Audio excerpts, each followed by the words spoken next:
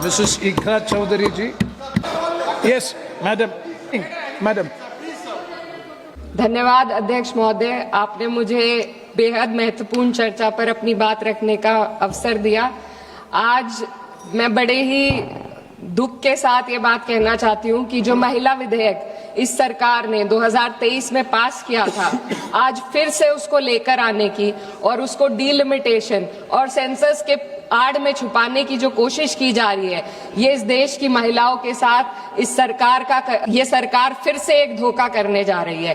पहले 2034 में इन्होंने इसके इम्प्लीमेंटेशन को कहा, अब भी इनकी नीयत 2029 में इस बिल के इम्प्लीमेंटेशन की नहीं है।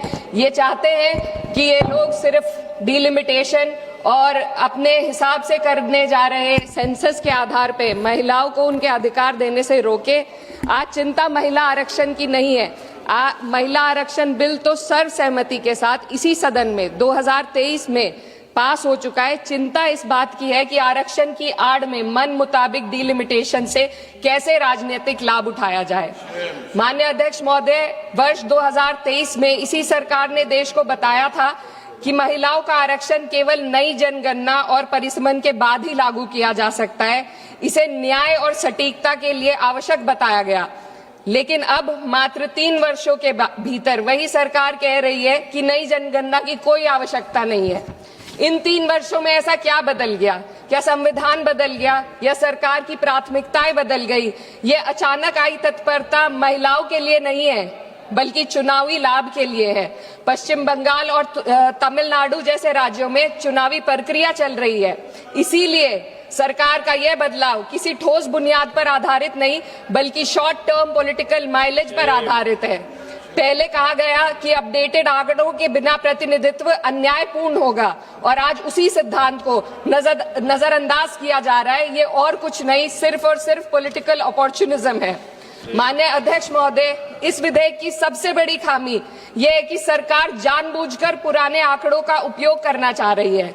जनगणना 2021 में होनी थी, लेकिन सरकार उसे कराने में विफल रही और अब उस गलती को सुधारने की बजाय देश के प्रतिनिधित्व को 2011 के आंकड़ों पर चलाना चाहती है, जो 2029 में 18 वर्ष पुराने हो जाएंगे।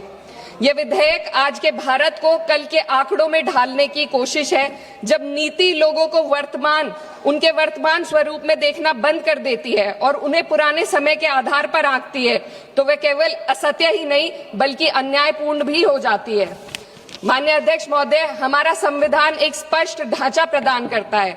आर्टिकल 82 ये सुनिश्चित करता है कि परिसीमन जनगणना के बाद हो, और आर्टिकल 81 और 170 ये सुनिश्चित करते हैं कि प्रतिनिधित्व जनसंख्या के आधार पर हो, ताकि हर वोट का सामान्य मूल्य रहे।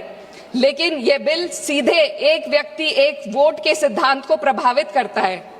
माननीय अध्यक्ष महोदय, स्थिति और चिंताजनक हो जाती है जब हम परिसीमन आयोग को दी जा रही शक्तियों का आकलन करते हैं। यह आयोग सीटों के आवंटन और निर्वाचन क्षेत्रों की सीमाएं दोनों का निर्णय करेगा, और सबसे महत्वपूर्ण बात यह है कि इस निर्णय को किसी भी न्यायालय में हम चुनौती नहीं दी जा सकती। इससे ऐसी स्थिति उत्पन्न होती है जहां सत्ता पक्ष पूरे देश के पॉलिटिकल मैप को अपने लाभ के लिए बदल सकती है, वे भी बिना किसी न्यायिक निगरानी के। इस शक्ति के दायरे को समझने की जरूरत है। आज सीमाएं तय करेंगी कि कौन किसका प्रतिनिधित्व करेगा, किस समुदाय की आवाज सुनी जाएगी और किसकी नहीं। महोदय, डेमोक्रेसी में पावर के साथ साथ चेक और बैलेंसेस होना बेहद जरूरी है। सरकार एक ऐसी संरचना बनाना जा रही है जहां पावर केंद्रित हो और जवाबदेही अनुपस्थित हो, और जब इतनी व्यापक शक्तियां बिना किसी निगरानी के दी जाती है तो ये केवल एक तकनीकी चिंता नहीं रहती, ये प्रतिनिधित्व की निष्पक्षता को प्रभावित करती है। माननीय अध्यक्ष महोदय, ये विधेयक लोकसभा की सदस्य संख्या को 50% बढ़ाने की बात करता है, लेकिन इतनी बड़ी वृद्धि संसदीय कार्य प्रणाली में किसी सुधार के इस सदन की प्रभावशालीता को कम कर सकती है। एक सदस्य के बोलने का समय घटेगा, समितियों के संचालन को कठिन हो जाएगा, और छोटे दलों के लिए अपनी बात रखना और चुनौतीपूर्ण होगा। मेरी मांग है कि सरकार संसदीय सत्रों के नंबरों को भी बढ़ाने का पहले गारंटी दे। अध्यक्ष महोदय, मैं बहुत जरूरी बात रखना चाहती हूँ, 2 मिनट दीजिए। महिलाएं कोई होमोजेनियस ग्रुप नहीं है, ये एक समान एक रूप समूह नहीं है। उनकी वास्तविकताएं जात, वर्ग और सामाजिक पृष्ठभूमि से निर्धारित होती हैं। फिर भी यह विधेयक इस वास्तविकता को नजरअंदाज करता है और पीडीए समुदाय, विशेषकर ओबीसी महिलाओं को पूरी तरह बाहर कर देता है, जो इस देश की बहुत बड़ी आबादी है।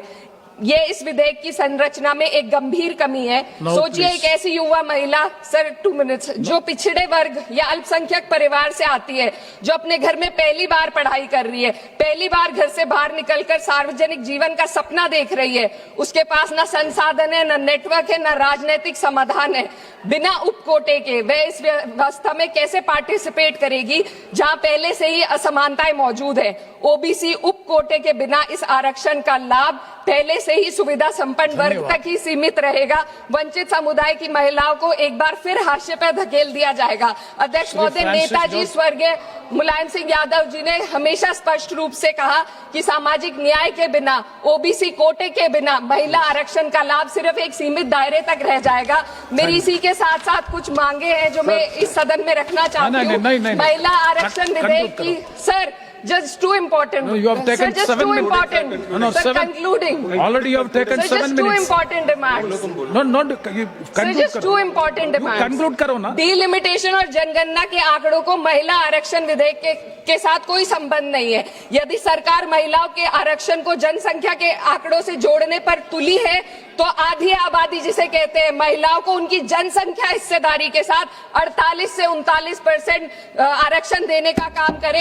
महिला विधेयक को डिलिमिटेशन और सेंसस से डीलिंक करके 29 में लागू किया जाए। ओबीसी महिलाओं को आरक्षण दिया जाए। देश की रिलीजियस माइनॉरिटीज की महिलाओं को भी एक कोटा इसमें दिया जाना चाहिए और गरीब वर्ग की महिलाओं के लिए राज्य द्वारा चुनावी खर्च का प्रबंध किया जाए। Thank you.